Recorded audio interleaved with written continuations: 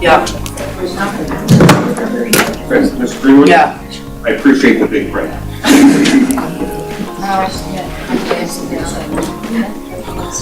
Oh, Jesus. How long did it take you to do all this? You just did, because it's hot. Yep. The call to order, the Centennial School District School Board Committee of the Whole meeting Tuesday, April 22nd, 2025. And we have a roll call, please, Ms. Rich. Mrs. Brancato. Here. Mrs. Crossan. Present. Mr. Gindhart. Here. Mr. Godikson. Present. Mr. Hartline. Present.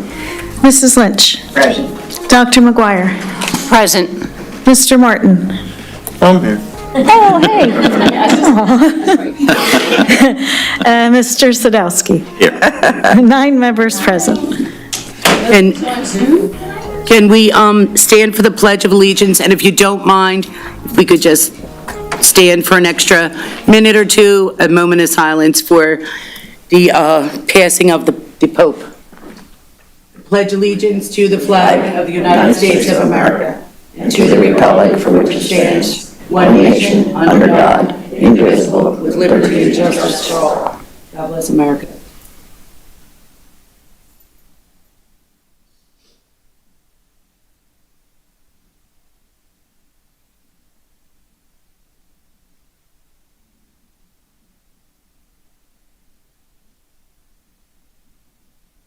Thank you.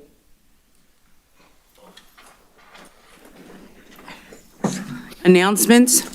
I don't have any. Public comments by residents. These don't say what they're for, so let's just go through these.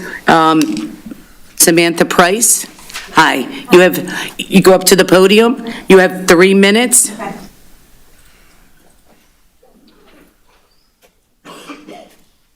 Good evening. This was forwarded to a board member, so it could be forwarded to Dr. Bedden, thinking it would be quicker. It was brought to my attention, this was April Is that on? This happened April 16th. It says, "Good morning. It was brought to my attention yesterday from another parent at the bus stop that my son was being bullied." Don't cry, honey. Don't cry. Not just calling him gay. Okay, listen, take a breath. Take a breath. Take a minute. We can wait. Can we stop the clock, please? I apologize. No, it's all right. Got it. Take a breath.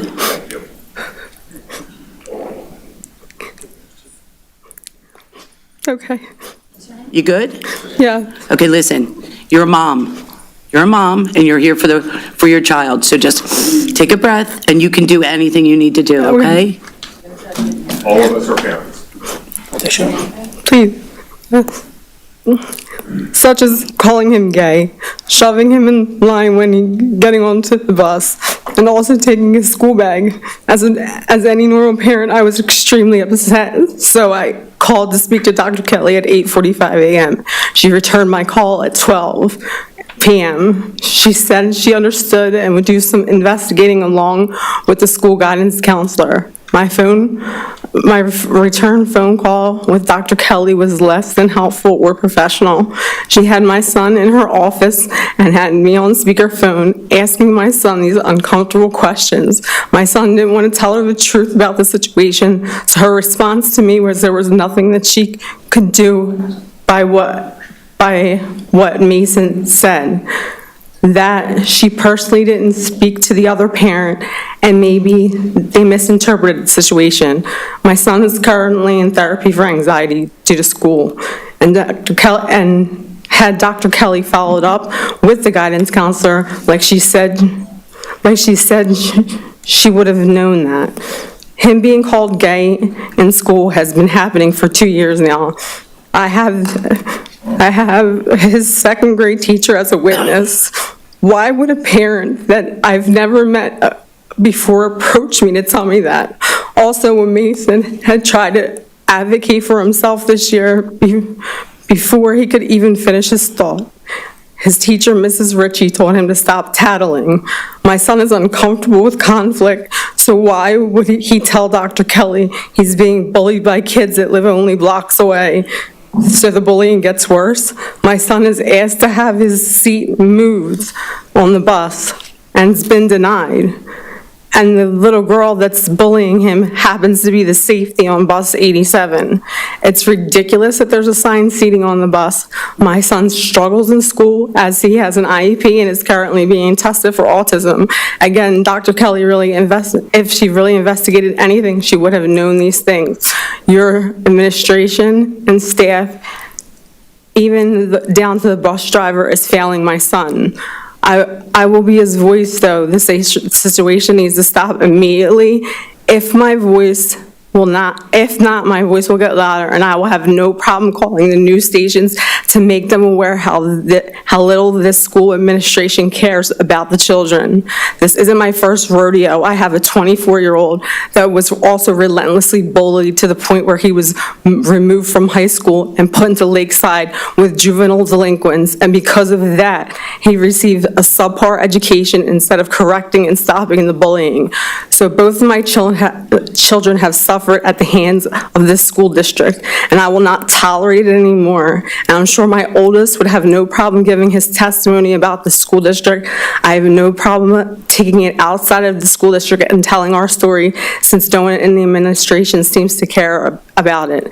Thank you for your time, and I left my contact number, and I have not heard from him. And I also just want to... What number was the bus? Just so... 87. Okay. Can you make sure that happens tomorrow, Mr. Wortman, please? Just let him move his seat. And I just also want to mention that I just don't know what the agenda is that Dr. Benton has. I spoke to Dr. Kelly this morning and asked her if she was going to attend the meeting. She said no. She had prior engagements. Obviously, he does too. But I can't hold him accountable for my oldest son. But I can hold him accountable for promoting Melissa Bolden, who's now the special education. Nobody removed her. She left on her own accord. Yes. Finally? Yes. Okay, thank you. She left on her own accord. But it's just, I've had enough.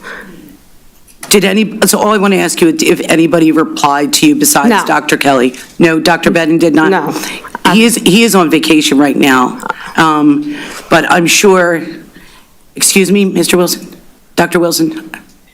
Schools and principals, I would be more than happy to follow up. Sure. Dr. Wilson's going to follow up for you. Okay. I am sorry. Can I ask what grade he's in? 4th. Okay. And his he's in special education, and there's no communication with his teacher. Does he go to the bus stop by himself? No, I would drop him off because he's 10 and he wanted to be dropped off and left there. He wants to be like the other kids? Yeah. Sure. But now I sit with him in the morning. You know what? You could just kind of lurk in the background. I've had to do that myself. I'm sorry. I really am sorry. And I hope, I hope we can get this resolved quickly, because nobody needs to feel like that. Yeah, thank you. He might not be able to lurk in the back because he has special needs. No, when I say special, like, you can't tell that he has special needs. He's very outgoing, like, you can't tell. He's just in special education. We appreciate you coming. Yeah, thank you. Thank you. Thank you. Hopefully we'll get a resolution. You did- Thank you, Mr. Wilson. Did good, Mom. Thank you. Good job, Mom. All right. I'm sorry, Miss Samantha. Valerie Johnson, you have 3 minutes. Thank you. Hi, everyone. I just wanted to say something positive first. We have had a great experience at Davis Elementary School. My son's in special education. He was in the special education program there. He's now on to Klinger. Every meeting that we would have there, I would just cry with tears of gratitude that my son was being very well loved and taken care of day after day after day, because it is a mother's greatest want that people would love on their kids while they're not in their care. And that's what I felt. And we're feeling that for him at Klinger as well. So I did want to start off with something positive before I go into the negative. Thank you. My name is Valerie Johnson. My daughter is an 8th grader at Klinger Middle School, and my son is in 6th grade at Klinger Middle School. I wanted to bring to your attention the conversation that my husband had with Mr. Hayes, the principal at Klinger. It was a respectful conversation, and I want to thank Mr. Hayes for listening to my husband's concerns. My daughter made us aware of the day of silence a few weeks before it was to happen. She felt a little uncomfortable with the signs that were going up, and the fact that they were making this a school-wide event. She was concerned that she might be pressured into participating by her friends. We talked to her about how she did not have to participate and just continue to encourage her to be respectful. And if anybody asks her what her thoughts or beliefs were on it, she could just be truthful, but of course remain respectful.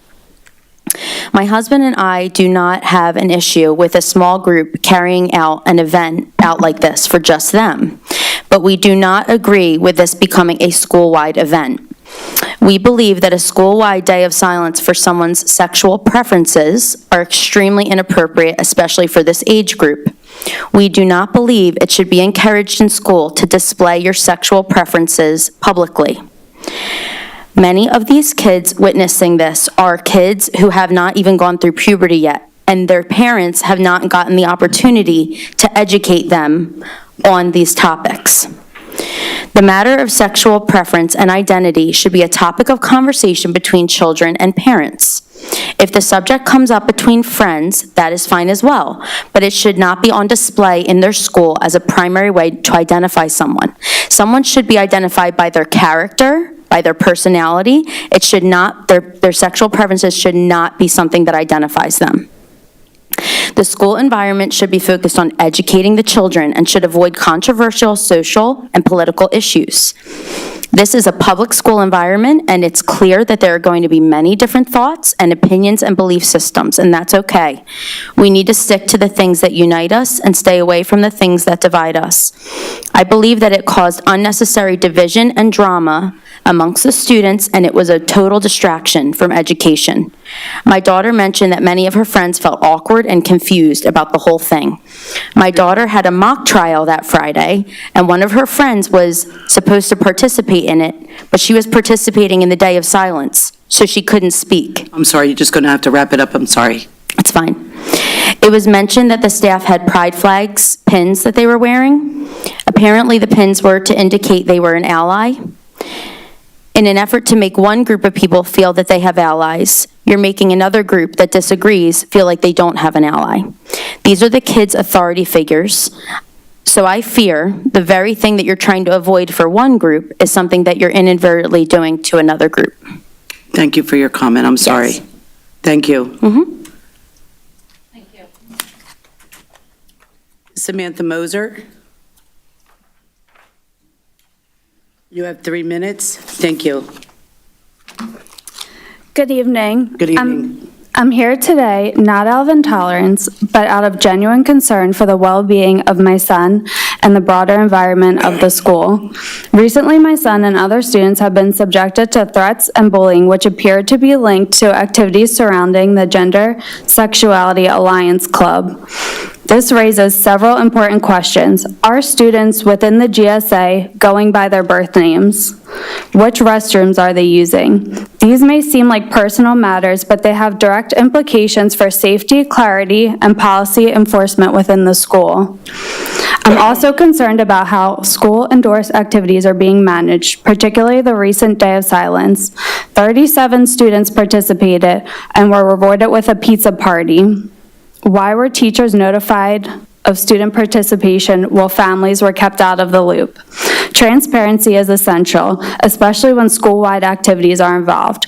On that day, students wore black and remained silent by communicating with writing notes, while others wore white. Some students even stayed home to avoid the tension.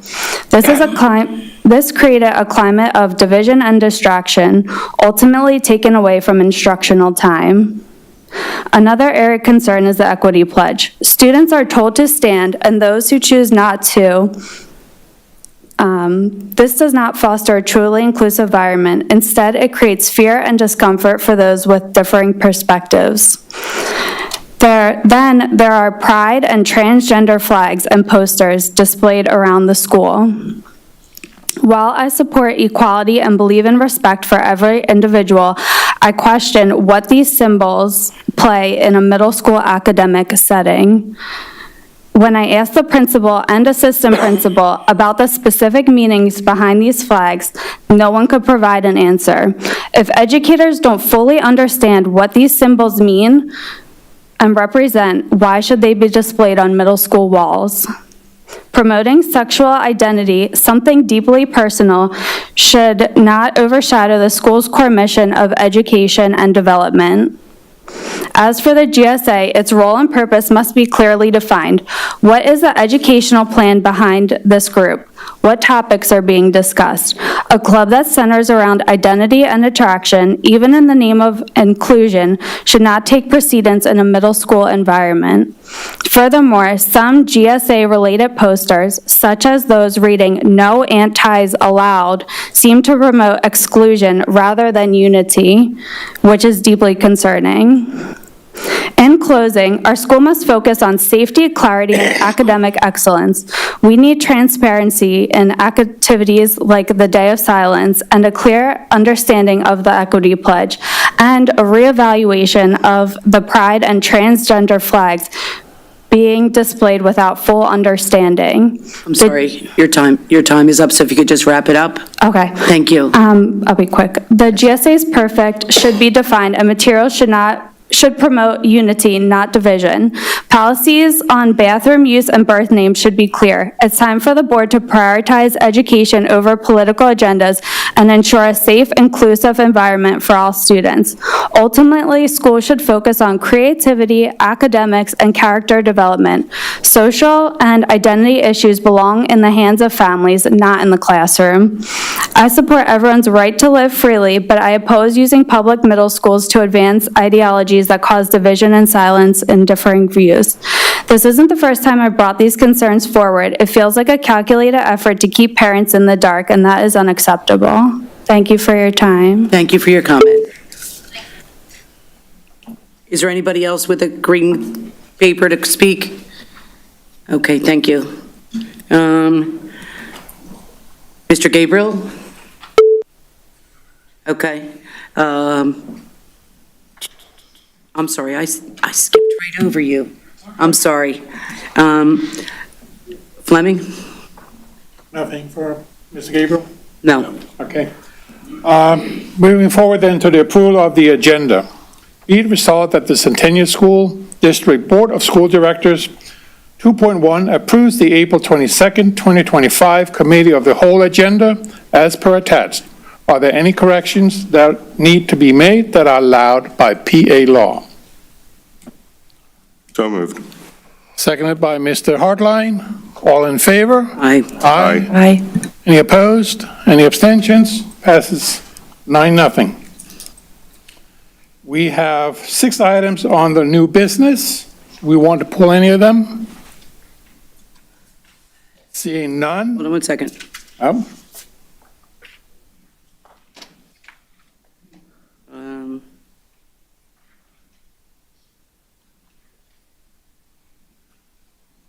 I'm good. All right, we're moving all 6 items in unison. Be it resolved that the Centennial School District Board of School Directors 3.1 approves the personnel agenda, including retirements, resignations, authorization to employ, leaves of absence, change of status, mentor, and co-curriculars, clubs, activities as per attached.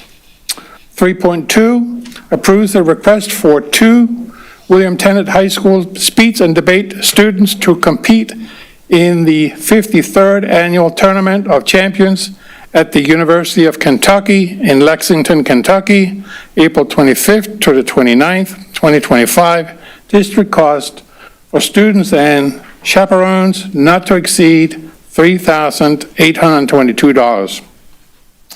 3.3, approves the overnight conference request for Dr. Dana T. Bedden to attend the National Alliance of Black School Educators 2025 Summer Superintendent Summit in Atlanta, Georgia, June 19th to the 21st, 2025. District cost not to exceed $700.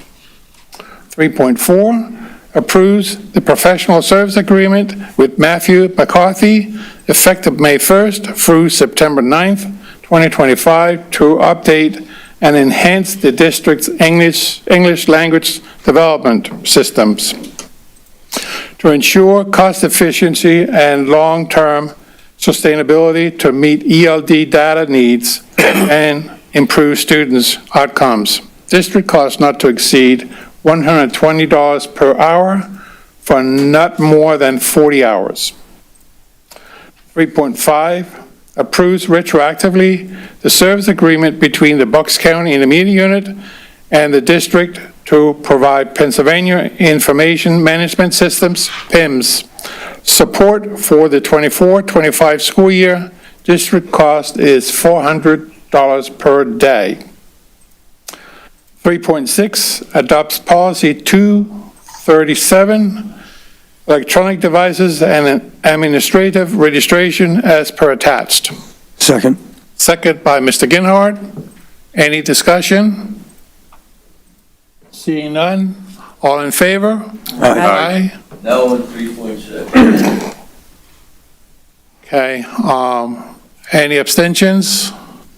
So we have 5 items passing with a 9-0 and 3.681. I don't think there's a 3.6. There is a 3.6. Policy says 3.5. Excuse me here. Oh, am I on the wrong one? Okay, my apologies. It is 3.6. You got an updated? Okay. Here you go, right here, Mr. Dodge. May I? Sure. Comment. It's all passed, I understand that. Yes. But, and I didn't call because I didn't think there was a need. Turn your microphone on. But, you go. Mrs. Lynch, turn your microphone on. Oh. Thank you. You need my voice isn't loud. Okay. This is after the fact, I grant you. But the part-time employee that will be getting a certain amount of money, $400 a day, it is stated in that it is on request. So it doesn't mean how long the term will be for that employee. I was curious if anyone in the room has any idea the length of this person. It's the PIMS contract. That how many hours a year are we anticipating needing them to help fulfill the project? So how many months is that? I don't know. I'm clarifying your question, Mrs. Lynch. It states the full year, you know, so. Right. How many months is it? It's $400 a day, part-time. Right, we have her contracted for the full year on an as-needed basis right now. So I can get how much we've spent if you'd like, and I can put it in the weekly for you. This is onboarding our new folks to the PIM system. Remember, we had a lot of turnover last summer in really critical areas when it comes to data management, both child accounting and registration and PIMS. So we've been using the IU to help support that learning and help with some of those reporting in the first year. I thank you for your. So, and I can get you how much we've used her this year. And although Yeah. Mr. Hartline did say, there was a phrase for me to say how many hours they could work. I was just curious the length of months they would be employed at $400 full-time. It says through, the contract reached through June 30th. So it's for the year, but on an as-needed basis. But I can get you a report in the weekly on how much we've used so far this year, if that would be helpful. Thank you. You're welcome. Madison, thank you. You're welcome. Moving on to Mr. Hartline. All right, moving on to Mr. Greenwood. I want to thank you for the large print again on the PowerPoint here. A board member has asked me if you could put extra emphasis on the changes from the last time we have met to what's changing in the current PowerPoint. Sure. They would be appreciative. We'll try to capture all of that. Thank you. So thank you all very much. I appreciate the opportunity to review again where we stand with the budget. And appreciate Mrs. Brancato allowing us to do that today. There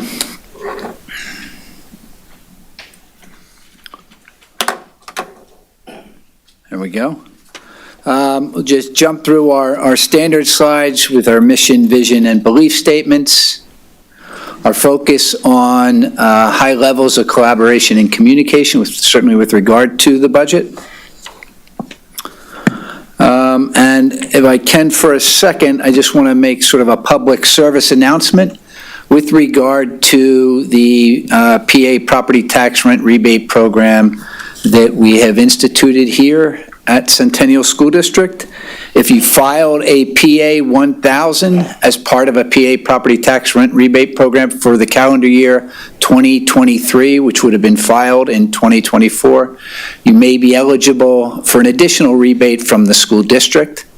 The form can be found on our website, or it can be picked up. The application form could be found on our website along with additional information, as well as can be picked up at the administration building. The deadline is coming.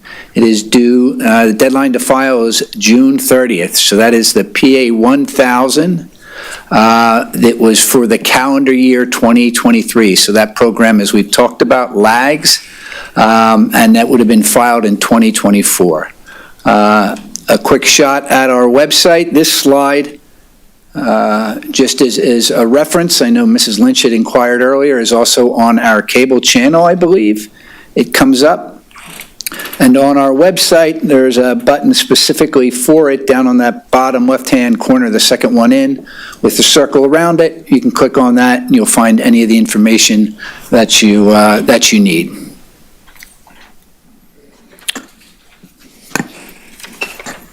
All right, so, yes, Mrs. Lynch.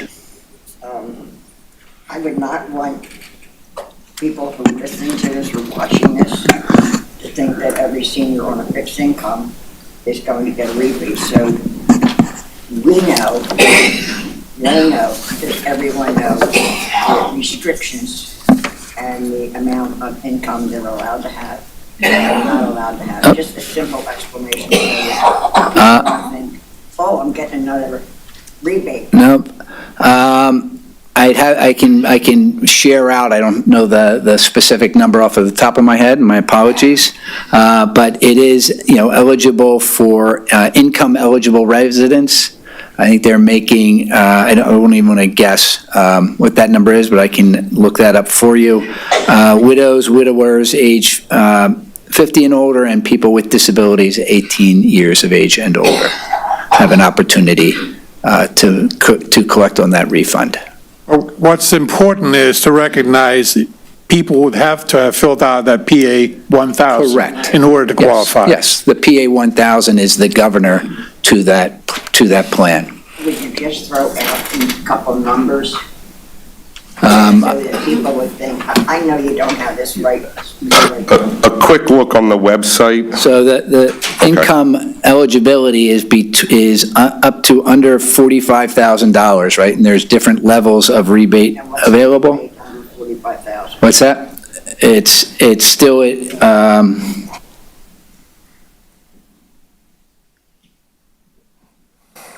this the state rebate or is this Centennial School District's rebate? the Centennial is offering 15% additional rebate to whatever those employees, whatever those community members received. That's how the program works. So if you... So hypothetically, I'm at $45,000. What's my Centennial rebate? I don't have that in front of me, okay? And I don't... No, I appreciate the question. They get money, and they don't get money. Right. And like, people are It is a great question. My apologies for not being able to answer it. District's rebate is 15% of whatever they got, and that number is tiered based on the earnings they received. I will include that on the weekly update for the board, as well as I will make sure that gets posted and better equipped the next meeting. My apologies. Greenwood, don't we have to have a positive budget in order for this to happen? It's not automatic. That is what was approved by the board, correct? Right. So if there is a surplus. People have to know that that's not automatic. It depends whether there's a budget surplus or not. If there's no Correct. budget surplus, they're not going to get any money. Correct. And that was approved, right? So we approved that surplus and moved that plan forward this year. Yeah, and that is something that needs to be done on an annual basis. On an annual basis, correct. This is better than last. So this is just the first year it's been implemented. Well, this is the second year. Yeah, okay. This is our second year of doing this. This is the first year. First going complete through, cycle, Right, though. this is Right. the first year we're in, right? So we had a surplus at the end of last year. We're running the program this year. The program itself lags a year from your filing, so that aspect of it will forever be behind. But this is the first year it has been implemented, and so we wanted to make sure, as Mrs. Lynch said when we approved it, that she wanted to make sure that people were aware of it and where they could see that information. So I think it is on the cable channel. I think it is definitely on our website, on that front page, as well as in the business office page that you can see it. And all that information's there. So when I sit down, I will look it up for you and get it to you. Has any of our community members reached out and filled out the information? I have not gotten one. I've not gotten a one, so hence the public service announcement. Thank you. And I did click the link on the website. It goes right to downloading 2 PDF documents that you can print out and fill out. Piece of cake, right? One is just the application, the other is the broader instructional set. information. Yes. What's that? Something we don't know about it. People? No, yep, understood. I'm trying to get the word out. All right, so we'll jump into. Mr. Greenwood, could we put it on the Centennial School District Facebook page so that people can share it in the community? I'm not on the Centennial School District Facebook page. So if administration could have anybody who is handling that, put the information up. Yep. We can have administration. Mrs. Lynch, your microphone. We'll also put an e-alert, as Mrs. Lynch. Could we please put an e-alert out? Greenwood said he's going to be doing that. All right. Wonderful. Thank you both. Thank you for the idea. Thank you. All right. Anything else on the rent rebate program? Going once, going twice. All right. As we jump into our budget, our focus on continued focus on our values and our plans. This first slide is been here before, just highlights our timeline. These are sort of the state's timeline as it plays out. This is the board-adopted budget development calendar that was approved in November unanimously by all the board members who were in attendance at that November 26th meeting. That calendar targets a June 10th meeting to adopt the budget. So, my goal when we put that together is to get this budget done and over the line by the 10th. I'm keeping my fingers crossed and maintaining some optimistic juju to make sure that happens.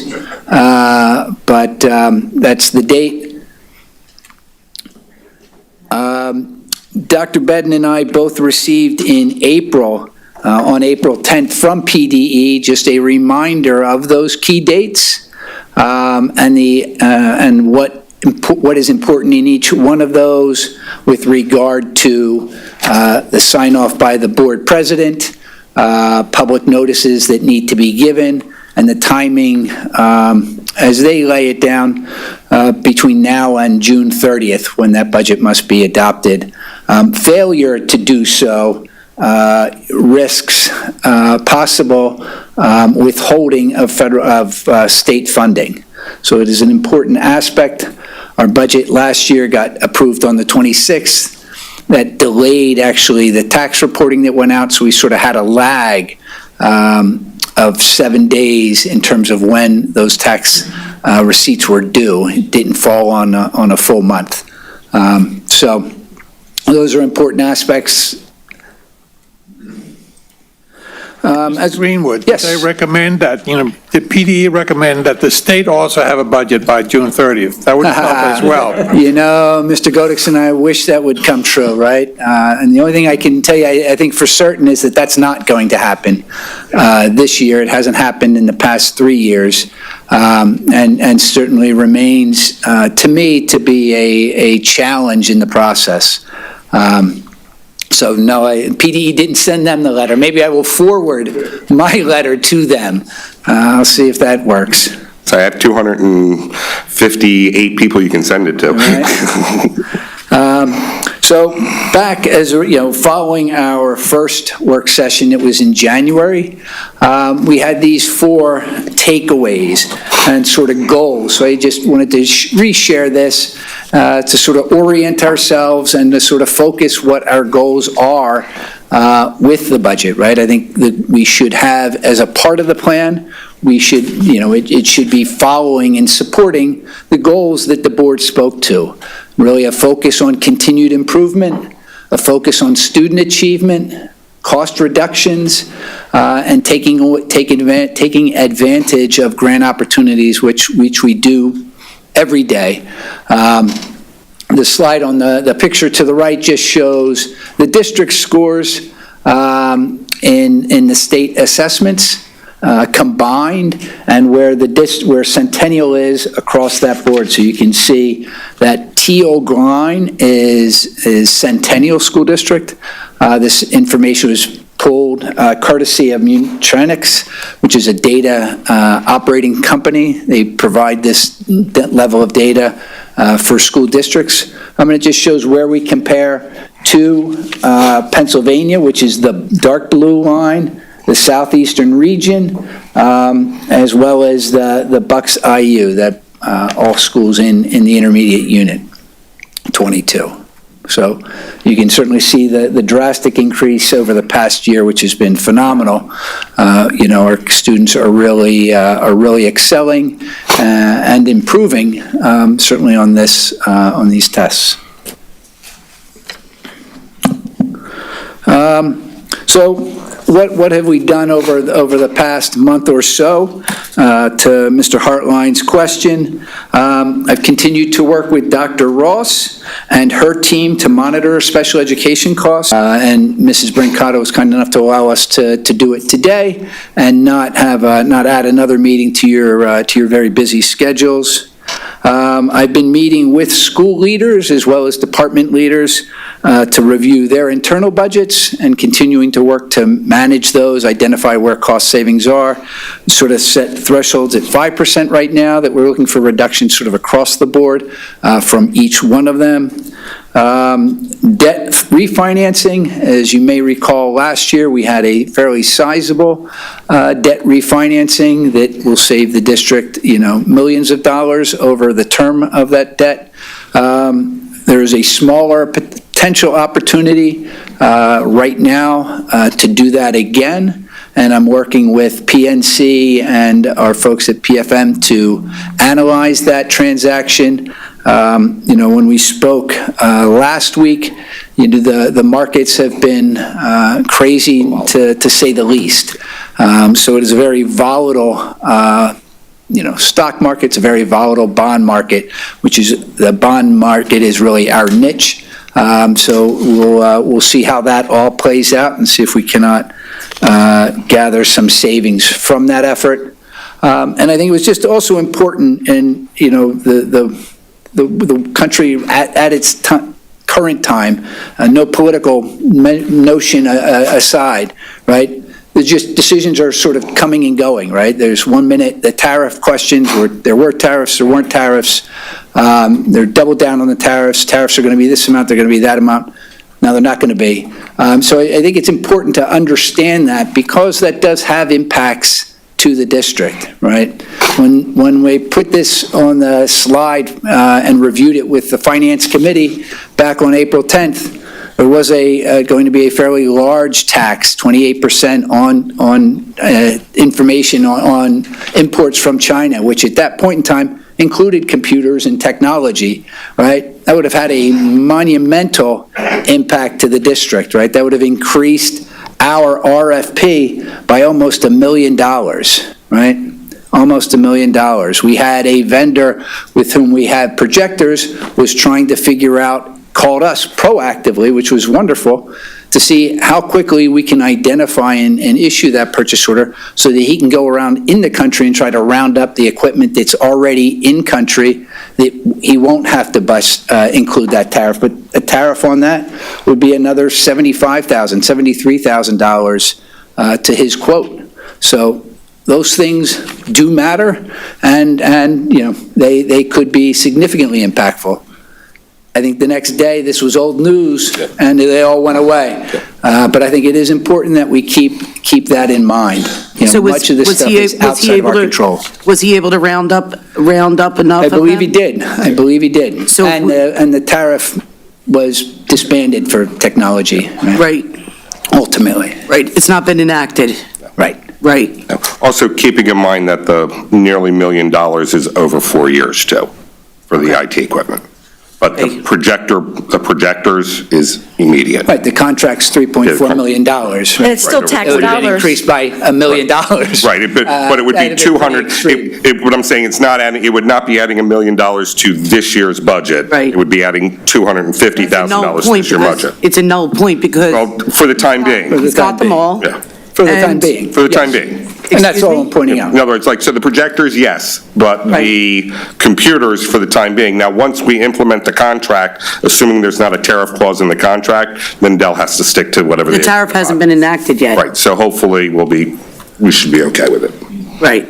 Well, tariffs have been enacted, I believe. Right, your tariffs have, but there's been a stay on this. The 28% surcharge tax on imports from China has been enacted as well, I believe. I could be mistaken. But technology and telephones and equipment was excluded from the additional tariff. It was my understanding. It's more likely going to affect parts coming in for repairs. Yeah. Because a lot of the Chromebooks are coming from Mexico. I didn't think it was enacted yet. But it has not, there's a stay on it. So we are getting the contract in, but that doesn't mean that political wins next year can't do it again. Right. And then something take place. Yeah. It's something we have to be cognitive of and keep working on. I think it's just more a point of understanding, right? It's certainly a topic to us all, and understanding how that has the opportunity, big country,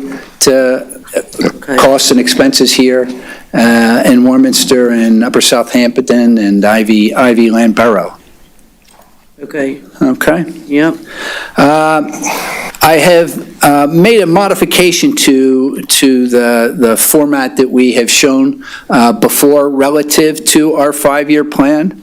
And that is, I have removed from the other funding sources, which is that fourth line in the revenue column. I've removed from that the money that we utilized to balance the budget. So if you recall last year, the budget was a deficit. The board approved removing from the debt service fund to the general fund a sum of $2.7 million in order to make it a break-even budget. When we begin to look at revenue streams and we begin to look at that full year, 5-year picture, which I think we've talked about, I believe is very important for us as we make decisions to understand the long-term impact of those. That number sort of makes everything else look a little goofy, right? If I have an extra $2 million in revenue, I'm comparing $150 million to $150 million, and it's not the same dollars and cents. So what I've done is I've pulled that down below. It's part of that circle. And what I've been working on most recently over this past holiday break was really truing up our forecast, which is that first column on the left, right? So we have through most of our finance committee meetings, we've shared not just where we are, but we have shared what our forecast is for the remaining period of time. That is now captured in that first column. and we're then comparing where we are today to that to the budget column for 2026. There's two other items that are called out in there. So one is that debt service transfer, the $2.7 million, which came down from that line 4 to show below as a positive number. The other is the BCIU. I'll bring it down here, I'm sorry. The other is the BCIU mid-year estimate, as I've shared in the weekly update with all of you. We are anticipating roughly a $2.7 million refund on the BCIU contract. And based on the current mid-year. So that's our best estimate at what that number will be. In talking with the special education team and Dr. Ross in particular, the reasons for that were students who took their diplomas early that we had registered to plan on going that left the district, students who actually moved out of the district, students that returned to in-school district programming, which is wonderful, and early intervention students originally slated for out-of-district placements were able to be served in district. So those changes, as we've been watching and discussing at the Finance Committee meeting fairly regularly, have a lower level of students enrolled at the IU, which produces this $2.7 million credit. That based estimated credit, make sure I say estimated credit for the full year. And the last bullet on that is as talked about last year we didn't have a credit, we actually overspent at the IU to the tune of $934,600. I'd like to take advantage of this position that we're in and make sure we pay that off in advance as opposed to having it roll over into the next contract period, which has historically been the IU's process. They take either the deficit or the surplus and they've rolled it into the next year's contract and redo the math. That process is going away as of this year, so that will end. That's why the $2.7 million mid-year estimate needs to be accounted for in this current 2025 school year, but will help us going forward with that.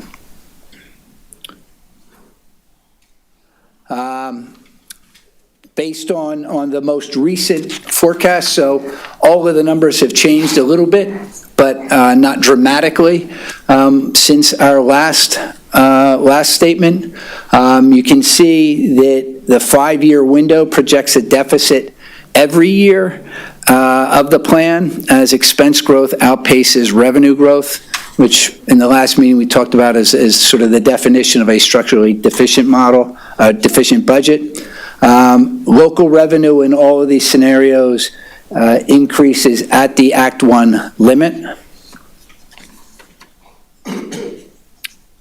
One suggestion that based on the accounting and the ability to recover that money from the IU this year, we've considered, the board could consider not making that transfer from debt service in 2024 and postponing it until 2025-26 year. Since we've recovered that money from the IU, we're simply just moving that. It's a timing difference, which would reduce the overall deficit to $1.6 million from where we are today, which still is a lot of work to get through, but gets us started. I think the key to the separation is also, as I've sort of highlighted to the side there, an operating margin, right? I think that needs to become a focus of how we look at things, because that's truly where we're at, right? If we have a negative operating margin, we are in a deficit mode, right? We're not operating where we need to be. We need to make sure we're not spending more than we're taking in, and trying to figure out ways to make sure that happens. Because even with that $2.7 million, our margin deficit, that operating margin, is still a $4.3 million deficit. Does that all make sense to everybody? Good, thank you. This next slide looks at the forecast shared, or the forecast for revenue for the 2026 year, 2026 school year, and how we came across that budget. It's broken down into the local revenue. The local revenue is projected to grow by 2.73%, driven largely by real estate tax revenue, as is always the case, right? Real estate tax revenue makes up the overwhelming majority of our total revenue, right? $92 million out of $150 million budget comes from local real estate taxes. The Act 511 taxes, which are shown in that blue color, I've utilized a 3-year average to set those forecasted budget numbers into the budget. So looking at the 23, 24, and our 25 projected Act 511 taxes, I'm using that average to plot our budget number for that 2026 year. You can see they do vary a little bit from year to year, sometimes a little more, sometimes a little less. I've also used that in calculating the delinquent tax estimate as well, the projection for delinquent taxes. Interest earnings rather, have been phenomenal over this period of time. It is worthwhile noting that in 2022, it was $65,000, right? So it went from $65,000 to $2.2 million in interest earnings, really based on the marketplace. As interest rates are driven down at the federal level, that reduces the district's earning on those bonds, which reduces our ability to gain true investment income. For the 2026 year, I have included a $2 million number. For 2025, the budget I had was $2.2 million. We're actually projecting that we're going to be at $2.6 million right now. That is a conservative $2 million, but again, I think it's one that is part of the volatility that we're currently living in. On the state side, we are anticipating an increase in state funding of $1.4 million. The basic ed, special ed, and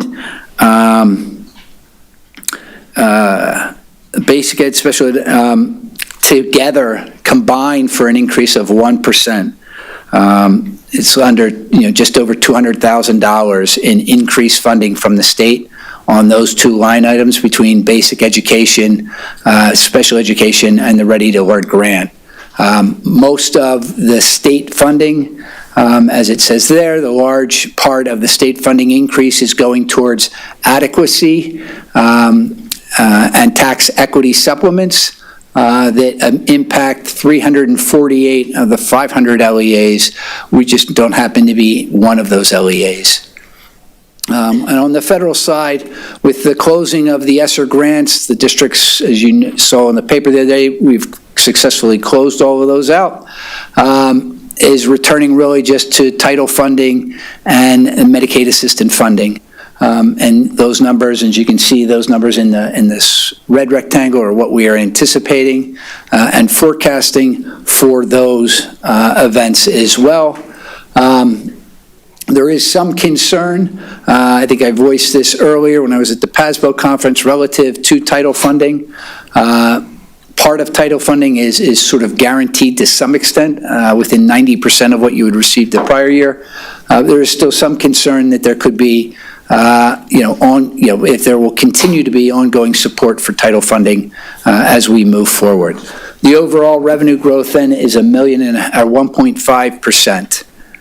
Okay. Can you explain as well the decrease in the medical assistance, why we went from 1 million to 400 and some? The medical assistance, we had the extra money that we pulled forward. Right. Last in the prior year, right? So we'll certainly see instances where this year that we're in, the 2025 year, we made decisions to pull things forward. That's that difference. Similarly, when we look at technology's budget, right? We passed on equipment refreshes that number takes a jump when we look at the property line on expenses, because now we're doubling down and we're buying them now. So the changes that were made last year really were delaying somewhat of the inevitable, right? We were taking, we were changing our plan. We weren't necessarily making cuts that go with that. Yep. This chart just looks at at the history of the Act 1 index, as well as the district's annual increase to that. As we look out over the planning window, you can see that PDE is also forecasting a declining Act 1 index, right? From 5.3%, which is the Act 1 index for the current year, 2025 school year, to 3.2 in the 28-29 school year, right?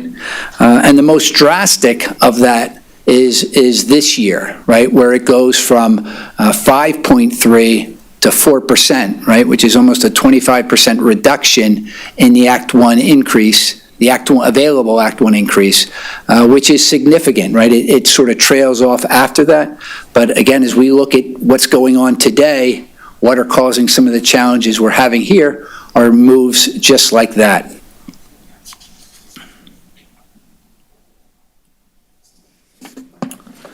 As we sort of get towards the end, looking at the relative Act 1 index and the impact to the budget, as well as the impact on the median home value.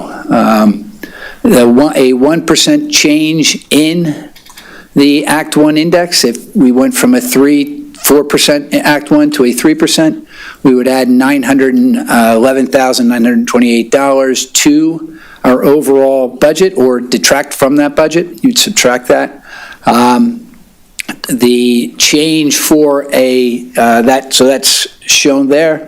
The median home impact at 4% is $168 additional tax to what they paid last year. This is an incremental tax, or $14 a month. And you can see down that right-hand column the impact at each one of those steps, right, from the 4% down to a 0%, and how that impacts us. The median home values were pulled from the niche website that we looked at and have used in the past. And while I was looking at it, I did find it interesting that the median home value from when we did this exercise last year to doing it again increased for Warminster 7.3%, or $26,000 over the past year. So that was good news. And as noted on the right, these are before any homestead rebates. So the homestead rebates should be published by the end of the month, and we'll see how that impacts that savings as well. Any questions? Yeah, Mr. Grant. Yes, Mrs. Lynch. Thank you. When I look at this chart every year, I think I'm looking to buy a used car. You only have to pay $14.02.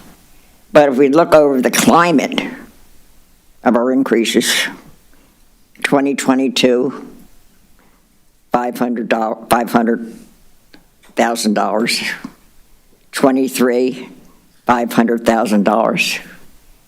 These are monies we've taken from the reserve.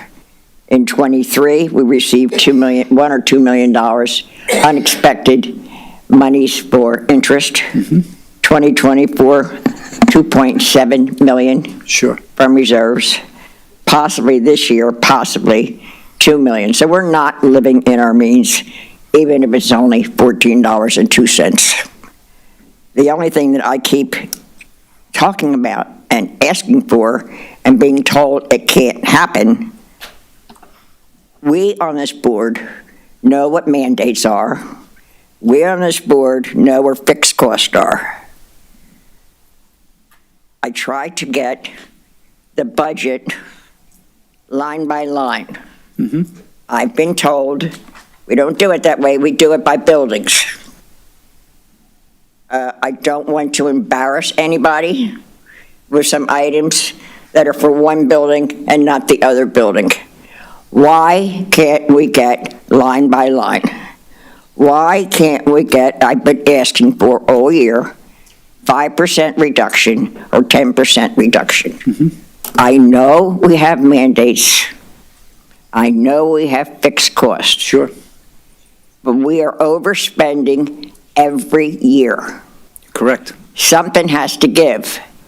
So, Mr. Greenwood, is there any way we could get a bills list for each school for the past 3 months? Is that something we could get? What we are working on, to your point and to your earlier question, Mrs. Lynch, right? We are, as I said in the beginning, working with the schools to fine tune their budgets so that we can produce just what you're asking for, right? At a 5% reduction, I could probably double that and do the math on a 10% reduction. But I've asked each one of those schools to share with me, because I don't know necessarily the details of their budget, as well as department heads across the district, to do just that, right? But what I've also asked them to do is to identify if there are pain points that will cause, right?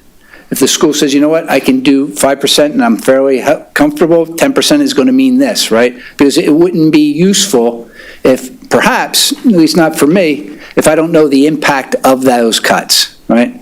So that's what I've asked them to get, and that's what I will be consolidating and being able to share with you.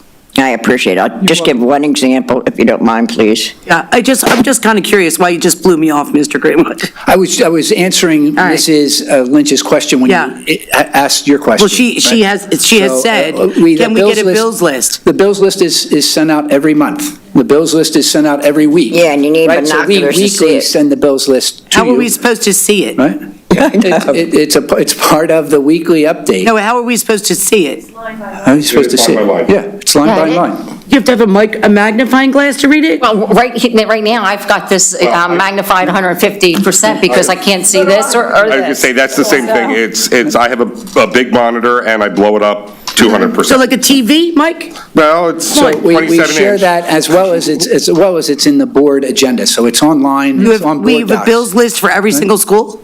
We have a bills list for every entity right, Yes. that the board gets and reviews. That is hard, But right? those bill lists are It's also part of the accumulative, agenda, right, that gets Right. approved, Yeah. right? They're They're with the finance committee. right? It's all the schools together. Yes. Right, so Right. has anybody, I'm saying there will be a designation next to it as well. right, but, right, true. So then that could be broken down, adjusted according, if it's an Excel spreadsheet, whatever. Possibly. But Possibly. has It's not any- an Excel spreadsheet, right? It comes right out of the system, so I'm Has, not sure I can recirculate it, right? It Okay. runs as it does, but I can evaluate that and see if it does. But the bills list is certainly published every week on a weekly basis. Mrs. and Lynch, it do is you struggle to included read that bills list? on I can't, I try to read it, it's terrible. But I see it, well, you know what, like Well, we do get 150% and the raters, that works. When we get a chance to resume. But the other thing is, Mr. Guerrero, thank you so much for taking our questions.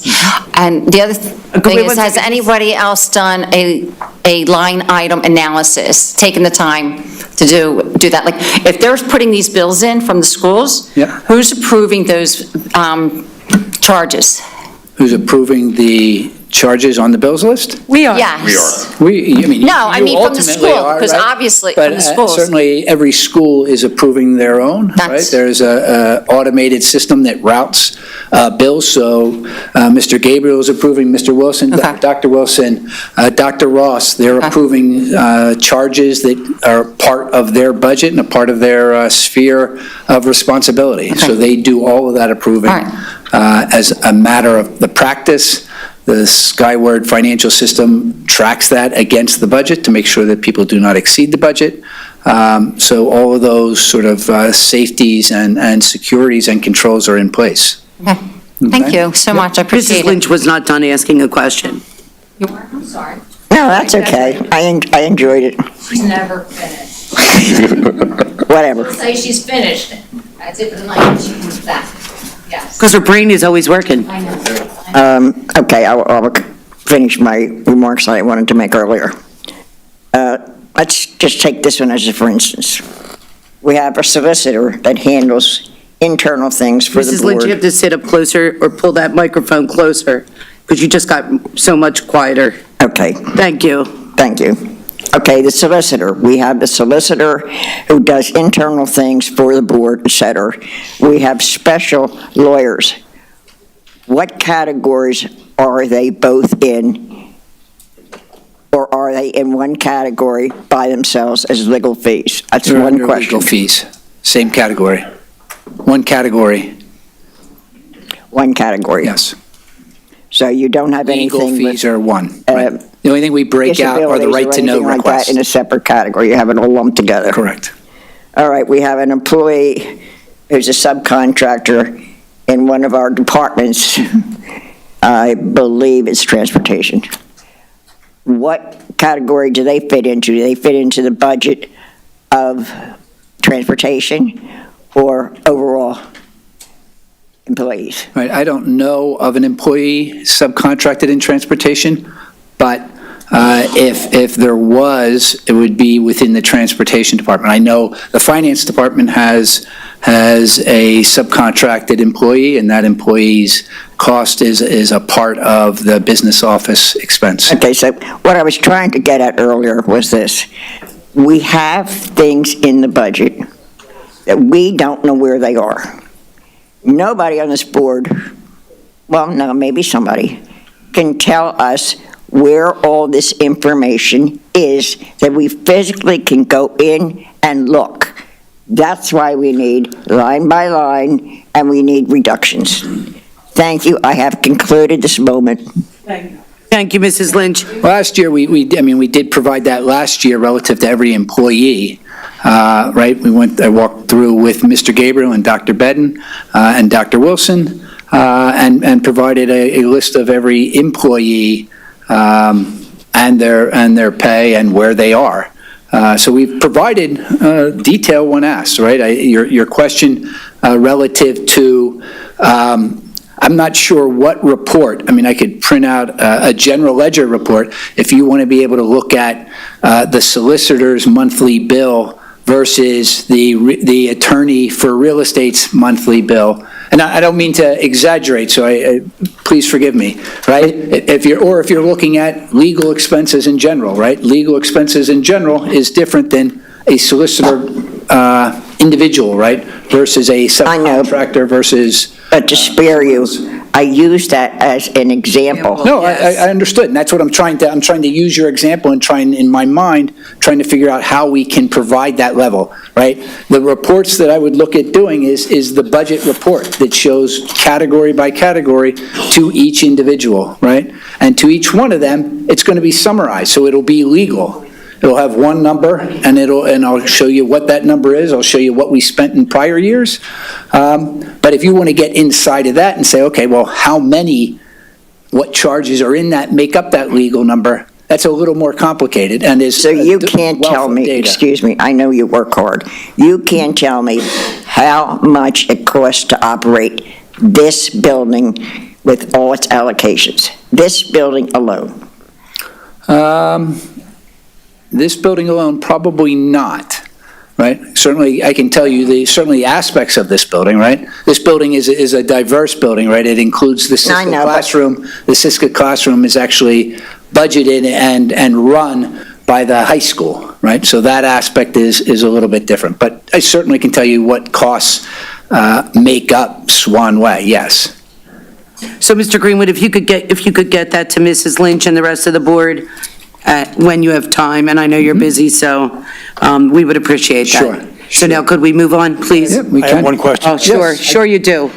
Sure, just one more, just one more. Just one more. Mr. Greenwood, just to make it easier for families to get their head around these numbers, what is the actual dollar amount of the median home value? Would we be able to, so people can know how these numbers affect their home value? Was 300 and. I mean, it doesn't have to be to the penny. Is high 300s. I want to say 386 rings a bell. Close Can enough. you tell me where those are located? Because I don't know any, I think it's much higher than that. Well, that's median. Median, so it's the average, right? But- The definition. Just being funny, Mike, because But yes, if I could buy one and flip it for that, yes, absolutely. Sure. I say, you got to keep in mind that, Warminster, Southampton, Ivyland, we are a relatively affluent area. We have been blessed. But it's the assessed value that obviously determines the annual expense or the annual increase. Yes. Thank you. I will make sure you get the actual number. And I can show you the reference on the niche site. You can go online on niche and pull it up easily enough. People can compare this to their home value, so they have an idea what these numbers Sure. mean to them. Thank you. Okay? I mean, it's the only number that's usable, quite honestly, unless you guys have a better number. It's like pulling teeth. Okay? All right. So if you'd like to move on, yes. Yep, okay.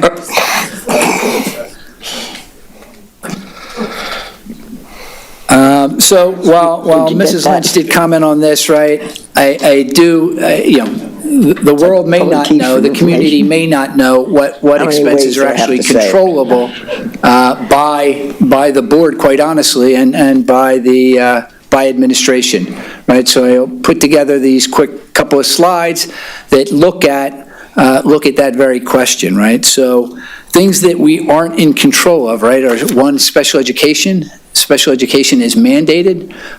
Classroom sizes are mandated. Levels of care are mandated, whether that student can effectively get reasonable education inside of the school district, or they need to be sent out, right? All of those are mandated costs. The pension expense, the PSERS, is a mandated cost. We can't say this employee gets PSERS, this employee doesn't, nor do we get to choose what investment funds they're investing in to make sure they get their returns. Charter school tuition is another mandated expense, right? And last is debt service. So all of those four charges make up 44% of our overall budget, right? 44%, which really leaves the balance of those, that 56% is, sort of what is truly manageable, okay? Does that make sense, that idea? Okay? Those costs, those mandated costs in this 10-year picture have grown 59%, right? On a 10-year average, right, that's 5.9% those costs are growing at. And costs like debt service grew in 2018. It took a jump because we borrowed and we issued bonds, so it jumped then, actually dropped down this current year based on our refinancing. But other than that, it was $10 million a year. You could take it to the bank. It went from 9 and change to that 10. It went from that 10 to 9 and change, coming back down because of the refinancing. So all of those costs, right, that $68 million is to some extent uncontrollable, right?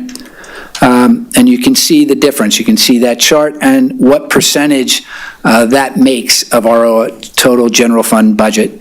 This year, that represents 44%. Costs have gone from special education, $12 million to $23 million, right? It's an 85% increase in expenses, just to name a few.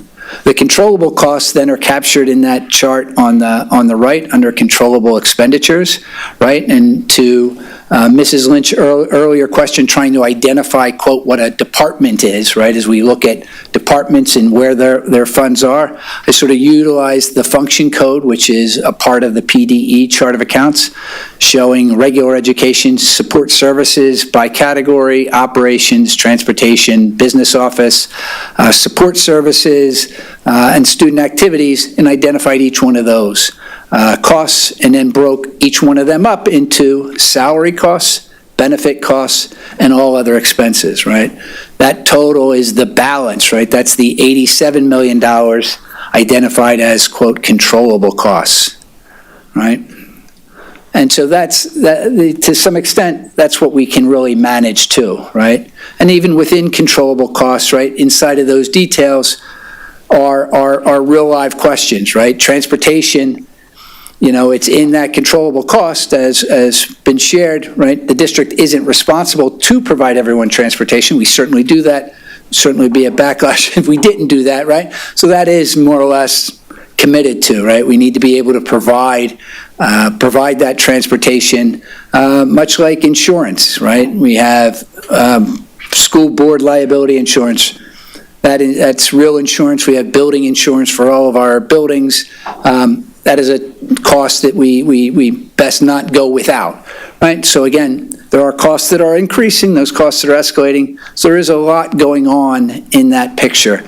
But what it does is simply break that down, right? To cover that $4.6 million deficit at that operating level, we would need a 3% reduction across all of those uncontrollable expenses, right? That's what we're calculating. So that's what the chart shows. Again, I think some people believe, hey, you know what, we sort of control it all, and they don't realize how much out of every dollar, 44 cents out of every dollar, really goes to those four categories that we don't have that same level of control. If you began to take out, and in that same number includes regular education, we obviously have to provide regular education. So it is somewhat of a dubious sort of puzzle that we get ourselves into. But I did want to share it. I know I shared it to the board. We talked about this slide with the Finance Committee, and both Mr. Godekson and Mr. Hartline were supportive of sort of sharing it to all of you as well. So I have that. Just one last slide. As I was looking and planning out our sort of 5-year window, taking a single expense, and that was the PSERS retirement charge, right? The PSERS shows its incremental increases, so you can go online, we Googled what is the projected increase in the employer PSER rate, so that's what we pay on every employee. And then what does that rate change look like, right? So as you can see, every year projected, we could add as much as $800,000 in a single year based on the change in PSERS, right? $800,000. That's almost a full Act 1 point by itself.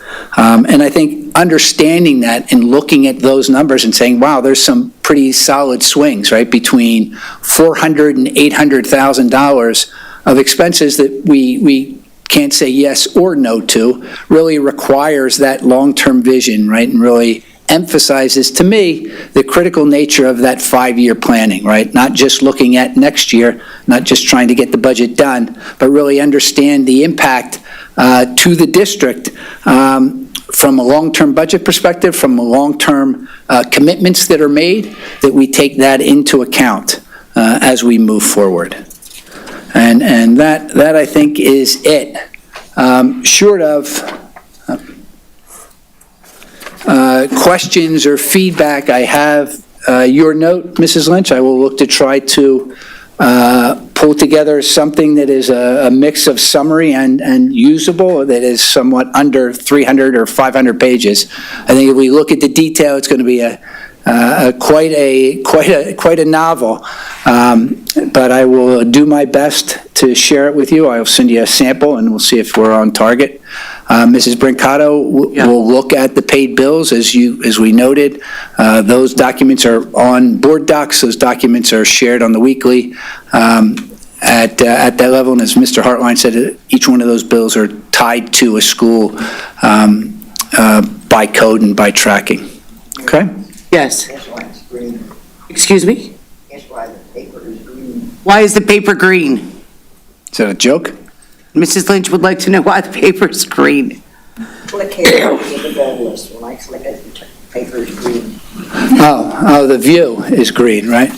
It helps us separate funds, and it helps us separate the paid bills list from the pre-approved bills list, right? So yes, it is. Some are green, some are yellow, Yes. some are white, yes. Right, And blue. sorry, no, you're correct, right? Yes. That's the way it's always. We don't physically print them, right? It's an accounting we thing.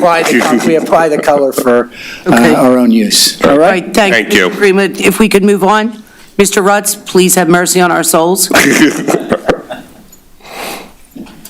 If you could make it brief, we would be most appreciative. Well, lucky for you. Yeah. That's actually going to be Miss Mealy doing the presentation, because if it were me, it'd be going long. I say, and the slide deck's only 28 pages, right? And it's not in green. The slide deck is much longer, but we have an abbreviated version for you tonight, so we will get it moving. It is year 4 of the summer take-home book pack, so you are familiar with the process. And so we provided to you, again, the full slide deck, as well as the executive summary, with this introduction that reads, the Centennial School District proposes to continue the K-5 summer reading take-home book packs to support literacy, prevent summer learning loss, and increase family engagement.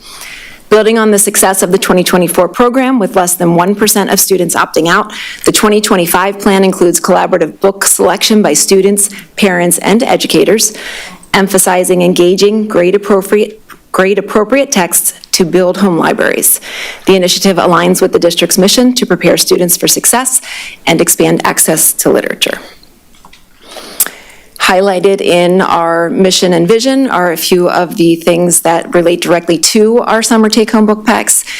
Our commitment to building intellect and forging partnerships, and also engaging our students to be future ready, as well as ensuring that our parents are prepared for post-secondary education, career, and life readiness with strong literacy skills. The results of the opt-out survey that was given for last year's summer book pack, we like to just put that in front of you so that you know the percentage and the reach that this program has had. So this chart is showing that only 22 of the survey was sent to the parents of about 2,400 students, and 22 students were opted out, which is about less than 1% of the kindergarten through 5th grade students that were choosing not to receive the summer book pack. And then we also, in the fall, after the book packs have been distributed and summer has passed, we send a thought exchange to gather input from our stakeholders. And that thought exchange is used,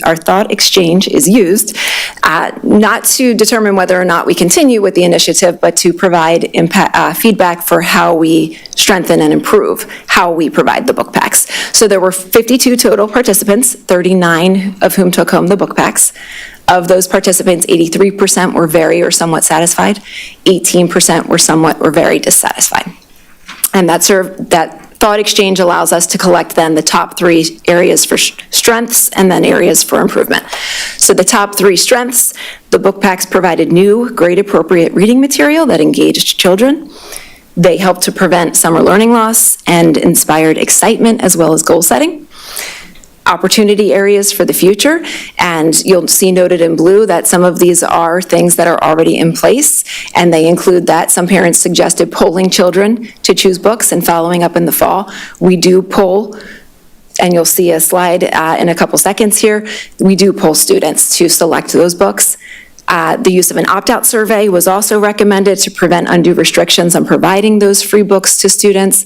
We also provide the opt-out survey, the results of which you just saw. And then 2 additional opportunity areas include more gender-neutral books and include a variety of topics, not just sports. And a note there that in this year's selection, which you'll see soon, we have 6 of the 30 that are sports-related. Again, these books are not chosen by Mr. Rutz and I. They are chosen by a group of stakeholders.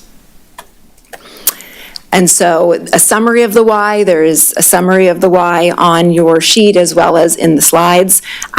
These do support and expand the literacy of our earliest readers. They help to build that library at home. I highly recommend, linked in your executive summary was an article, the magic of home libraries and why every child needs one. I highly recommend reading it. It's a short read, but it really helps to level the playing field and increase literacy for our students. This is, that didn't come out super nice. This is the who, those leadership groups who is involved in selecting the books for the summer book packs. So we have 4 student leadership groups, 1 from each school, as well as the student advisory committee. We have 1 parent leadership group, 3 teacher leadership groups, 1 board leadership group, and then 1 administration group. And I think, let's see here, our drum roll for our 2025 survey results. This is what was selected in this year's survey for 2025. Again, noting that 6 of the 30 are sports-related. There's no more than 2 sports-related at any one grade level, and these were chosen by those various stakeholders. And the quote. I do want to take a special just minute to thank Learner, who is the company that provides these books. They were gracious enough to reduce the original quote from what was presented on April 9th at the Education Committee. They were able to get that right underneath $50,000, making the per pupil cost between $20 and $22 instead of between $23 and $25. So the total there is $49,986.21. Questions?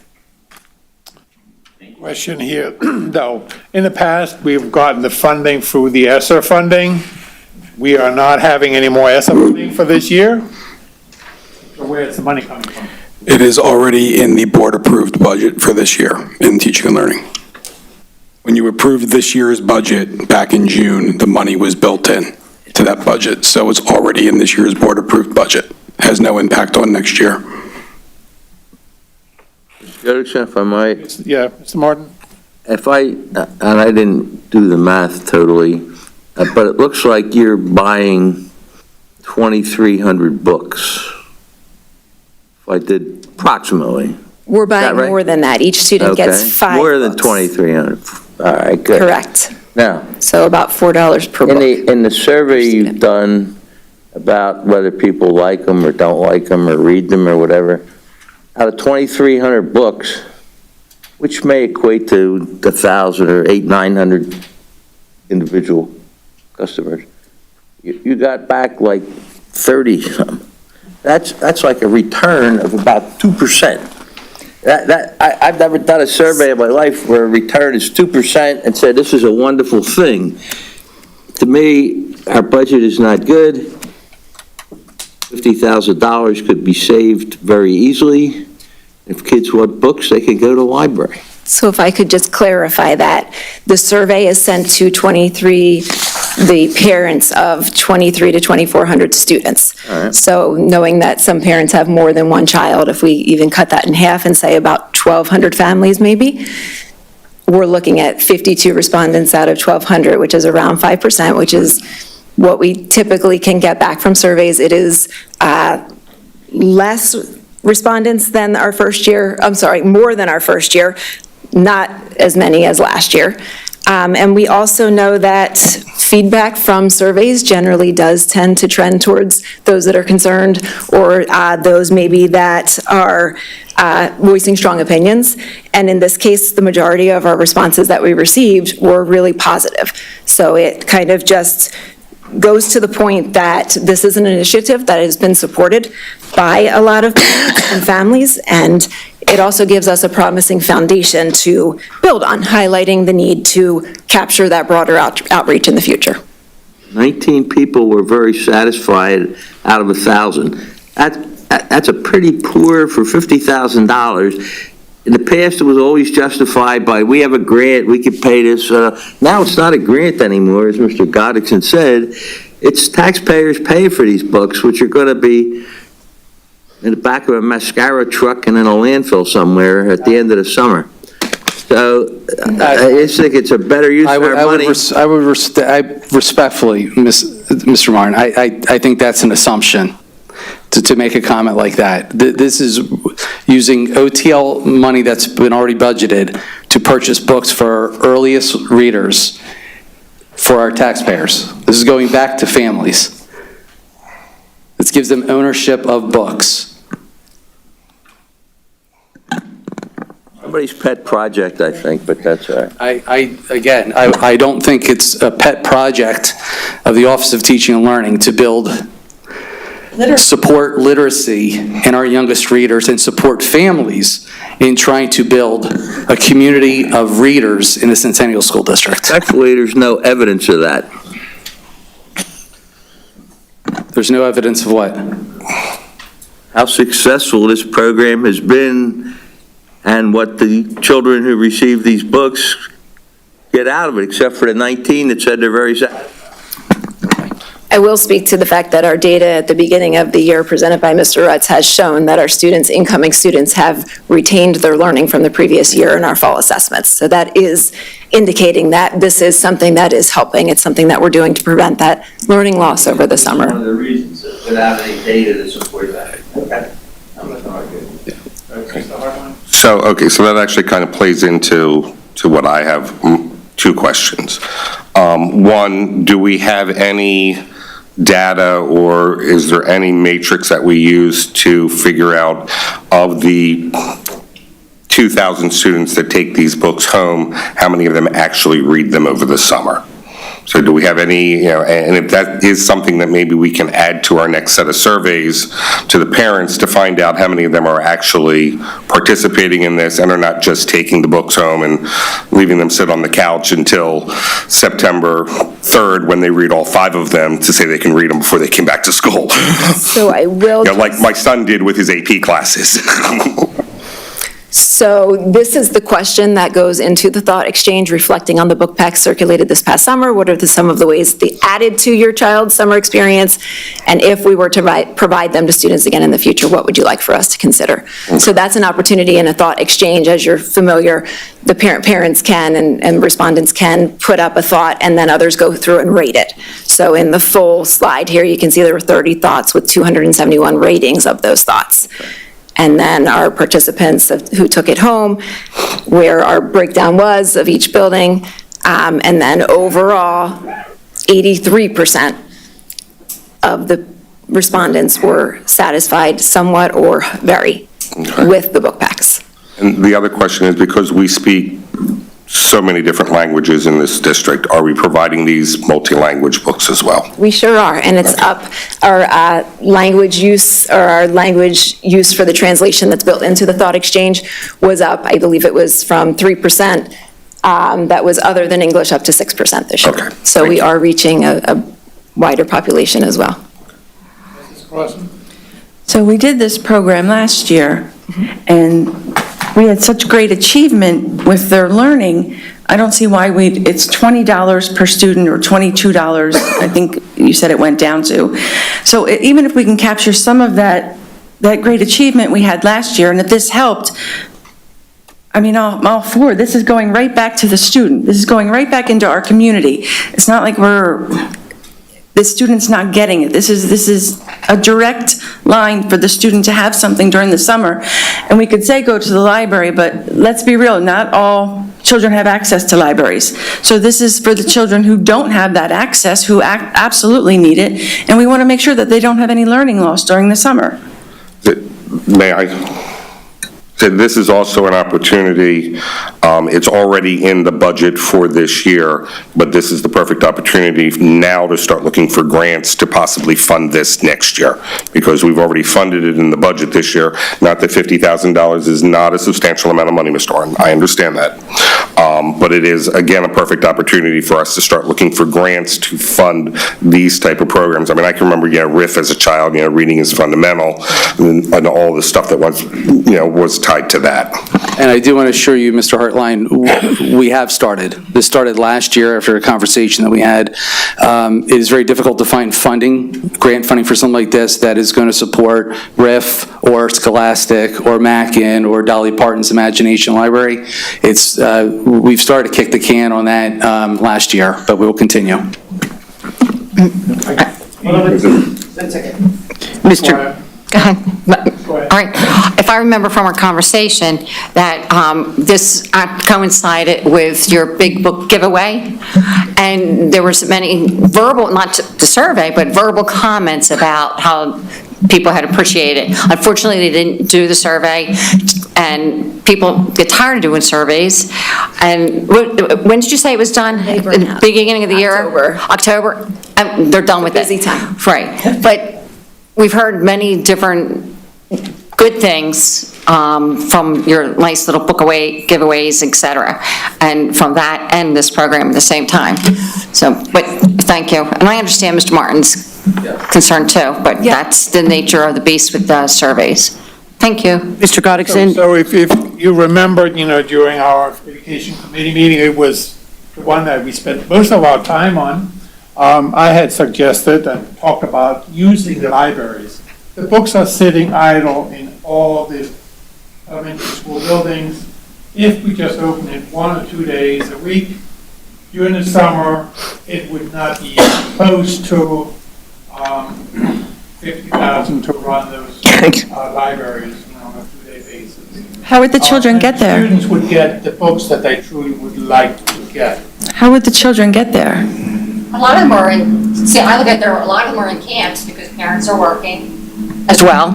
And you talk about transportation, who was talking about Mr. Greenwood, transporting people everywhere and that's why I look at how they're going to get to where they're going. I know I'm a library person as well, but it's easier for me when I lived in the city and could walk everywhere, but here, how are they going to get there? Well, Mr. Greenwood has proposed something during that meeting as well about taking books home at the end of the school year and then returning the books at the beginning of the school year. And then we said that you may not get them back. Or my dog chewed it. And there's no policy on that. Well, if they can't afford, I understand what you're saying, Mr. Martin, too, but then if they can't afford their school lunches, I know they're free, then how are they going to pay for a library book? Well, then give it to the kids that can't afford it. There's many people that can afford things in the school district, believe it or not. Thank you. Mrs. Lynch? Mr. Martin. Take a deep breath. Your little face is turning red. Mrs. Lynch. I'm just worried. Thank you. Oh, I was worried. This was done through, initially through ESSER funding. Correct. Which was a wonderful gift. We're now hearing it's in the budget. Interesting. The thing with it is we're buying books for the middle school and different schools in this packet. I understand transportation, but this now is a budget item that is in addition, which changes its position from ESSER funding to a budget. We don't know everything that's in the budget.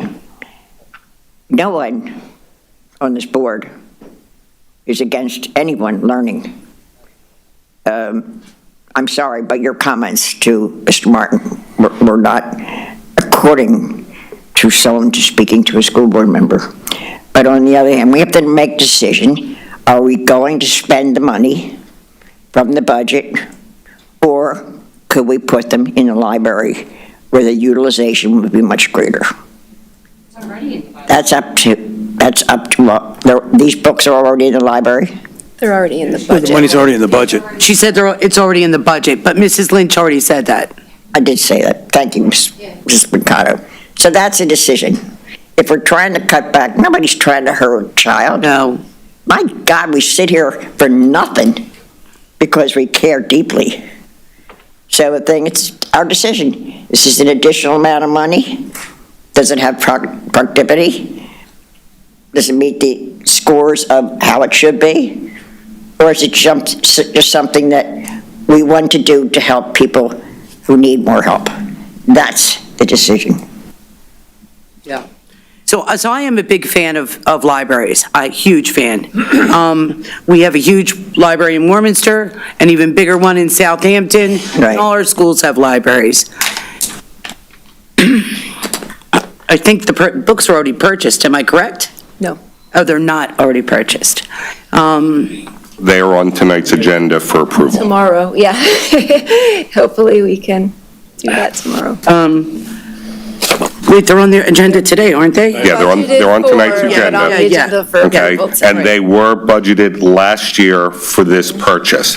Yeah. But if this is the type of thing that, if the board's wish is to remove this from next year's budget, obviously it would be a $50,000 savings with the guidance of we will only do it if we can get grant funding for it. I mean, That's something that can be directed towards the finance office for next year's budget. I mean, I'm okay with that, but maybe we could get $50,000 worth of books to actually just keep in our libraries. Right. That is something that we also do throughout the year as we have rotating purchases of new books. I understand that, but it's just, You're diverting it from one basis to another. how many books do they get each? Each get 5 books. Okay. So When I had 10 children in the school at one time, 50 books would have entered my house, and I'm going to tell you, 50 books would not have been read. Now, that's just my kids, and I have readers, but they're not all going to appeal to the same kids. Like, rugby is not everybody's thing, and that's okay. I just think my own opinion is we should just take care of this for this year and look for options for next year. Does that make sense? Anybody else with comments? Thank you so much. Thank you. Thank you. Thank you.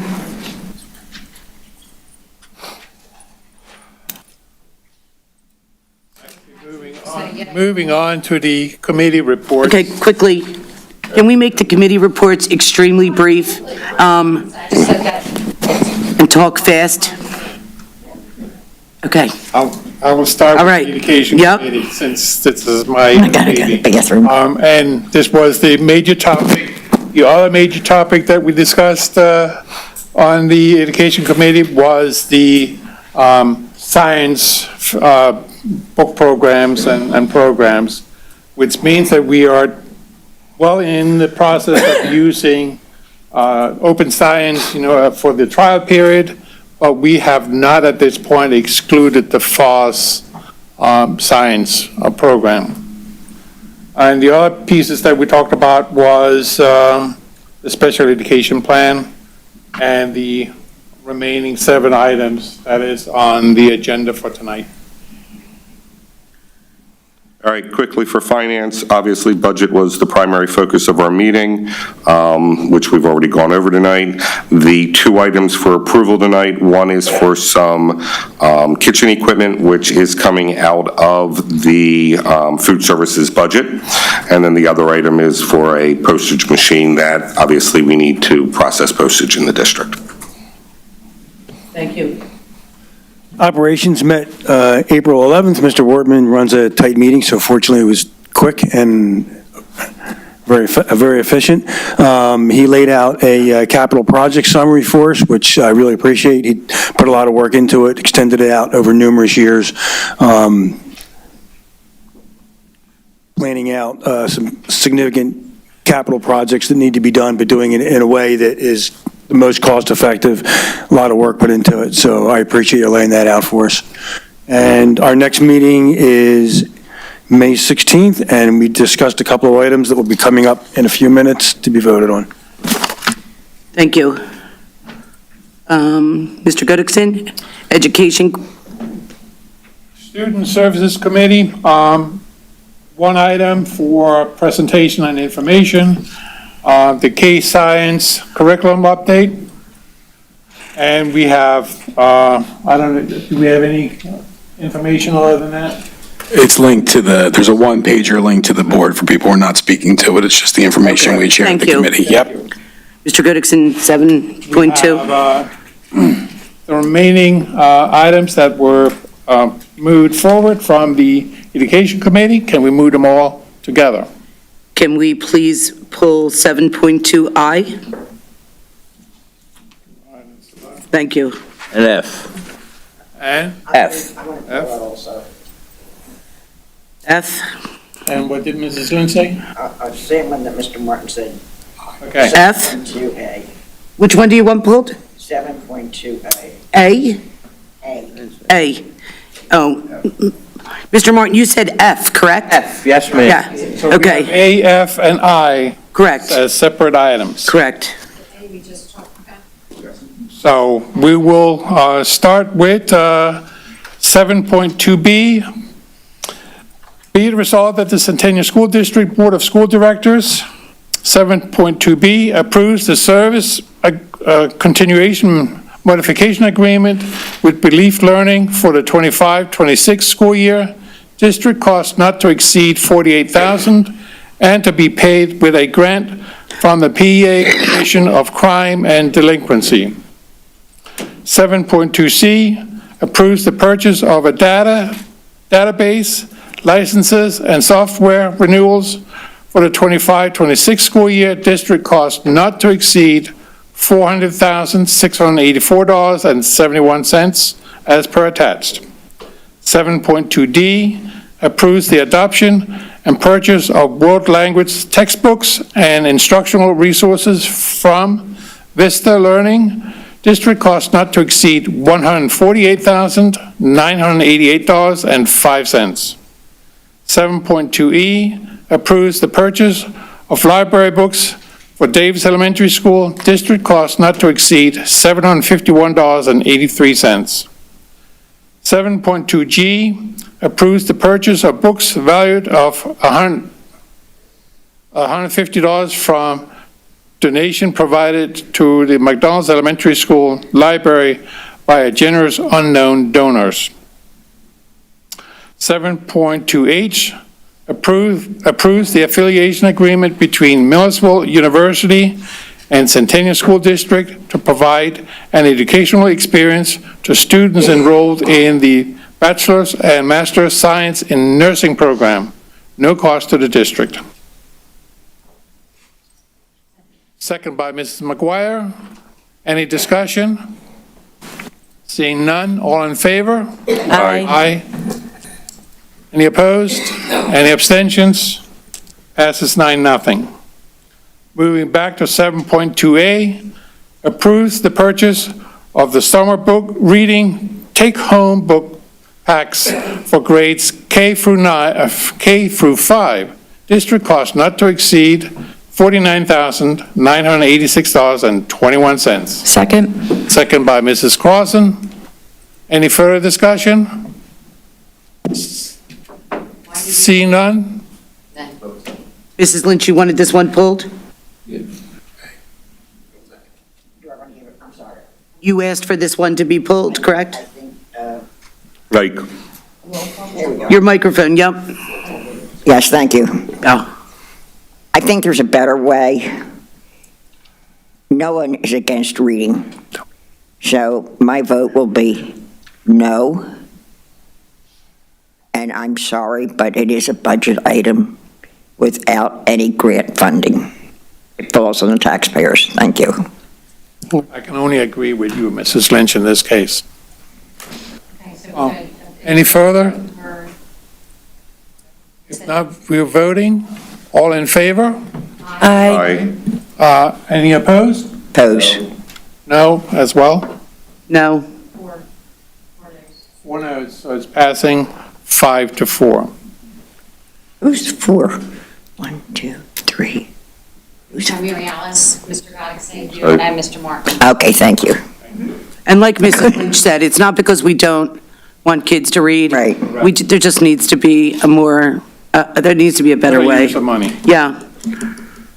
Okay. 7.2F, approves the purchase of library books for William Tennant High School. District cost not to exceed $4,636.33. Second by Mrs. Sadowski. Mr. Martin? I am in favor of buying the books. I'm not in favor of banning any books. However, I looked over the title of every book that's on the list. There's one or two that raise a question, and my point is, if we buy a book that expresses one particular point of view, I don't have a problem with that. We should be looking to buy an alternative book that expresses a different point of view, so the children have the opportunity to get both sides of an issue if they choose to do that. I have two examples. I'll be brief and I'm done. There's one book called Jane Against the World. What that book is Roe versus Wade and a fight for reproductive rights. That's fine if they want to have that book.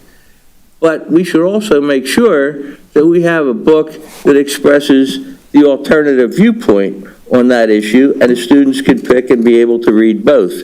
The other one, which is even more interesting, is called One Person, No Vote, How Not All Votes Are Treated Equally. Well, I would like to know how the hell that happens, that all votes aren't treated equally. But I can't see that because that book's not available right now. So I think we ought to take that one off the list. But I'm in favor of books. I'm not in favor of banning books. I just think we need. Mr. Martin, what was the name of that book? With the last one? One person. One person, no vote. And there was. How not all votes are treated equally. And you couldn't see the description of it? No, because it's not available right now, but it's on the list for $22.41. Do we have a description of it? Anybody, have one. Mr. Gabriel?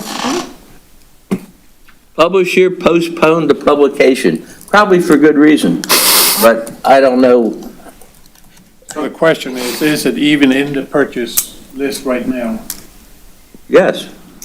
There was 2 books. There are 2 books that we recommend. Right, when we had talked to Ed, so just so you're all aware, a couple years ago, we put a process in place that all these books go to Education Student Services first. And so Mr. Kinhart, Mr. Godekson, and Dr. McGuire kind of take a look at everything. We have a good conversation. Some books, mostly because of age discrepancies, I think was a lot of it, have been sort of moved around and or taken out. And I know there was 2 books this time that were removed based off of some concerns of the Education Committee. That's what I can tell you right now. Question. So we don't know. Yeah, no, it was 2 different ones because they're not on there. So we don't know if there's a description of this book. What page?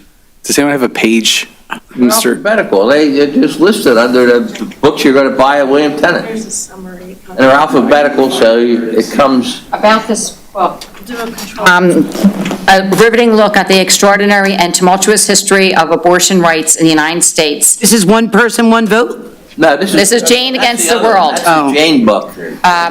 Tumultuous history of abortion rights in the United States from the 19th century to the landmark case of Roe versus Wade. That's all it is a That's what it says. It has, and it was published, I guess, in 2020 before, let's see, tracing the path, the pivotal decision, and the continuing battle for women's rights, a straightforward tone, root cause of current debate around abortion and its repercussions that have rippled through generations of American women. So I just wanted to make the point that we're looking at this list in isolation. I don't want us to assume that other titles that offer carrying viewpoints aren't already in the library. Well, to make sure that that's the case. Thank you. The one that's up, the one person, no vote, is the young adult edition. It's the YA version. Yeah, so it's the young adult adaptation that brings to light the truth about how not every voter is treated equally, and it sounds like an important topic. How aren't they treated? It looks like it discussed the Voting Rights Act of 1965. It's 5 above the Jane Against the World Yes. on your list. Are we in agreement to keep these 2 books in the list? Yes. Yeah. One is not available, so it can't be obtained. Mr. Rutz, is it available or not available? According to the publisher right now, it's not available, but that does not preclude us approving it so that when it becomes available, it can be purchased. We back order a lot when we're ordering from Amazon especially. Or Full Ed if Full Ed doesn't have it. Any further discussion on this? Let us look at that one before you put it in the library. Pardon? Is it on Amazon? Okay, then we can purchase off Amazon. As long as the title is approved from the list that passed, move forward from Ed Committee. Could you repeat that again, Mr. I was going to say, it looks like it's available via Amazon, so as long as the title is approved, as is policy, then we can, the librarian will be able to order it from Amazon rather than Full Ed. So, Mr. Martin, would you like for this to be pulled? No, And if so, if not, if you're okay with it, When and if they get the book, I would just like the opportunity to look at it before it goes in the library, that's all. I think that's going to be made Educate available. myself how there's be voters that aren't treated equally. I want to see how that works. That sounds like a... Or we should find the opposing view that voters should be treated unequally? Mr. Rutz, does it say how much the book? Well, that's what I'm saying. It's a stupid opposing point. Can we just call the vote? I have it on Amazon Do we approve the books or not? 1958. One person, one vote? Yeah, but yes, I'm sorry. I'm going to order it, Mr. Martin, for you. That's the hardcover, I'm gonna right? order There might you be a one. paperback, but I'm not sure the I'll price get you of the that one. paperback. All right, we're going to move There's an forward. audiobook. You can. We're going to move forward. There is an audiobook version for 99 cents. Stop it, we're not doing that. Oh, come on. Maybe it's at the Southampton Library. You can look there. We're moving forward with the vote. Yes. Everybody in favor? Aye. Any opposed? Any abstentions? It's passing 9-0.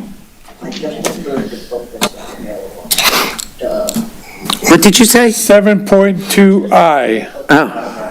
No, it is available now. Approves the overnight conference request for the manager of technology to attend the 2025 Annual Information Sharing and Analysis Center, ISAC Conference in Scottsdale, Arizona, June 22nd to the 25th, 2025. District cost not to exceed $1,900. Second. Second by Mrs. Crossan. Any discussion? No. So I would really like to cut down on the amount of conferences outside the state of Pennsylvania. I know it says $1,900, but I do believe that this is, the manager of technology has gone on multiple conferences, and I'm not saying that in any negative way about the manager of technology. I just think if we're trying to watch our money, unless it's in the state of Pennsylvania or something extreme, we need to curb it for a little while because we are facing a huge increase. That's just my feeling, and I realize I'm only one person. How many conferences has this gentleman gone on this year? Let's get the wrong person. Or woman, I don't know. Do you know? Anybody? 2 or 3. This is the National Cybersecurity Conference. I think We don't control where they are. I think this is the fourth one this year. It's already in this, I can look that up and get you actual numbers. I'll put it in the board weekly. This is already in this year's board-approved budget, so it's not extra for next year. We can certainly look at next year. My concern, obviously, as always, with cutting back on conferences is this district did that for a very long time. We had to pay the state back close to $350,000 when I first got here for a mismanagement of data from 2013 to 2018 before any of us got here. Not having our people understand what is happening with data systems, cybersecurity, and technology is a problem. It's how we report state data, it's how we get funded. We've been on corrective action in multiple areas over the past few years. Most information is available through Zoom. We're on the internet. If those are options, Mrs. Brancato, we have taken advantage of those. This is already in this year's board-approved budget. I understand that. Cybersecurity is important. Just because something is in this year's budget, if we don't spend the money doesn't evaporate. We have it for next year. It just goes down the line. So just because something's in this year's budget doesn't mean we have to spend it. We can hold on to it and then have a Rita's water ice party with it, I don't know, but we can move it down the line. I'm pretty sure that the manager of technology, this will be the fourth conference, I'm pretty sure. I will get you accurate numbers and put them in the week. At least the third or fourth. And I think anything outside, that's just my opinion, anything outside the state of Pennsylvania, we need to not do. Thank you. Mrs. Crossan had a comment? Yeah, I view this differently. I think it's imperative that we continue to educate our staff. And regardless of where it is, we need to have that information so it can be shared throughout our district. Zoom. Everything is available on Zoom. Everything is not available through Zoom. This is the... We must educate our staff. 2025. Everything is available through Zoom. Everything is on the internet. I think we talked about, I know. Dear God, you can buy Tide Pods from China right now on the internet. What? You could... Oh, Tide Pods. Our staff should be able to go to conferences and be educated with their peers. They absolutely should be able to do that. It benefits online. It benefits our students for our staff to be educated. They can get that same information online. I'm not saying don't educate them. It is important for people to attend conference. I do agree with that piece. Do health services people go on conferences? I don't know, Kathleen, I think you should. Absolutely. I mean, school board members used to go on conferences. Is that going to be next? Because you all need to be educated? Yeah, we went to a couple. Mrs. Lynch, I wasn't even talking about you. 2 in a room. She's beat me up today. I don't want to tell you my department-wise, but they sure didn't advertise that. Can we move forward? Sure. You can vote, sure. Thank you, Mrs. favor? Brancato. Aye. Any opposed? Me. Any abstentions? Passes 8-1. Moving on to finance, Mr. Hartline. All right, there are no items for presentation tonight. We've already gone through the budget book. There are 2 items for approval. Does anybody wish to have them read separately? Seeing not. Be it resolved that the Centennial School District Board of School Directors approves the award of bid 2025-16 for 4 double combine ovens to Singer Equipment, district cost not to exceed $163,734.80. 8.2B, awards the postage machine lease and service RFP 2025-18 to Key Business Solutions for 5 years beginning in August 2025. District cost is $1,980 per year. Seconded by Mr. Sadowski. Seeing no discussion, all in favor? Aye. Aye. Opposed? Motion passes 900. Thank you. 9.1, items presented for information, none. 9.2, does anybody want anything pulled? I would like us to I would like to pull 9.2B. Anybody else? And I want to make a comment, so with my 9.2A, I just want to make a comment about, so can we, excuse me? Yeah, can we vote on these things separately, please? Okay? On 9.2A, you're holding the You're going to Yeah. take 3 of them separately. Yeah. Okay, so 9.2C awards the quote Q25-001 projector and speakers to Bloom to replace classroom projectors and speakers for Klinger and Log College Middle Schools. District cost not to exceed $265,700.86. All in favor? Aye. Any opposed? Okay. 9.2A, approves the use of 15 Centennial school buses, 15 drivers, 1 truck, and 1 mechanic to provide shuttle busing for Southampton Days on July 4th, 2025. District cost not to exceed $4,350. Second. Okay, the only comment I wanted to make is, this is something we've been doing for years, and they also make a donation to us. What was the donation amount, Mr. Greenwood? $3,000. So it's really not costing us $4,350. And Donation is made to the Ed Foundation. Yeah, it goes to CEF. Excuse me? The donation is made to the Ed Foundation. CEF. Yeah, CEF is where the donation. Donation is made to CEF, so it all comes back around. And this is something we've been doing for years, and it really is a nice thing for both the community in Warminster and Southampton. I just wanted to make that comment. So all in favor? Aye. Any opposed? Motion passed.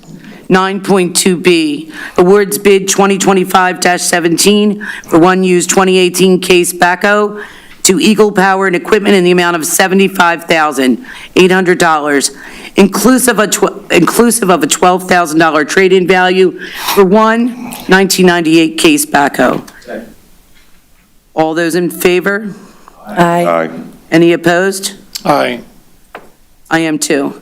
So I just want to point out, I asked 2 questions.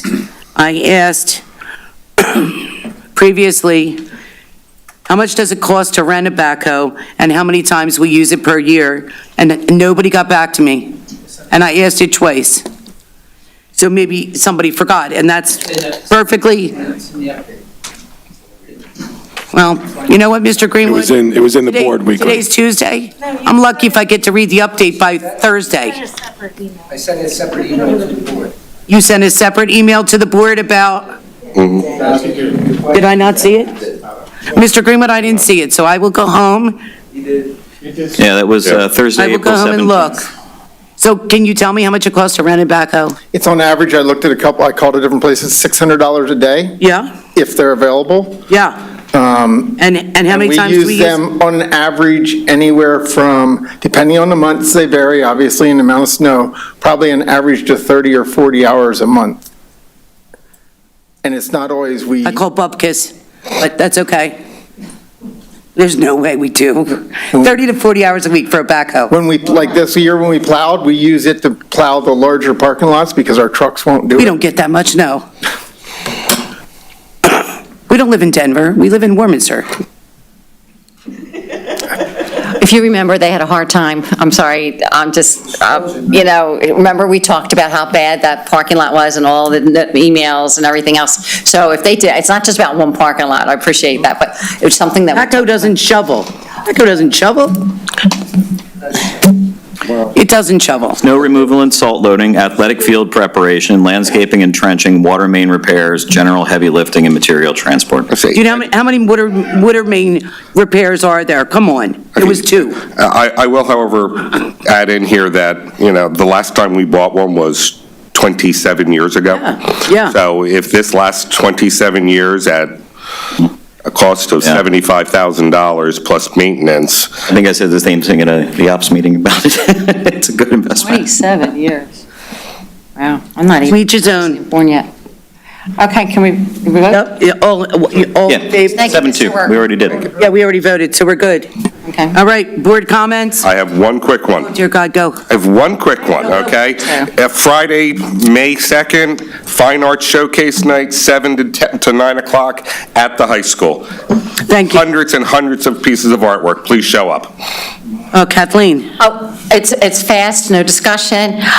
First, I want to thank the community members who came out to speak today. Also, I want to extend our appreciation. Today is National School Bus Driver Day. Tomorrow is National Administrative Professionals Day, so our gratitude goes to them. And also, if we don't see anybody before May 7th, that's National School Nurse Day on May 7th. Thank you. Is that Mr. fast enough? Sadowski? Wednesday, April 30th, 6:30 PM, the Behind the Lens Film Festival, The Tenant. Go see it, it's great. Thank you. Yep. Are we there already? All right, Second. we're adjourned. Thank you, everybody.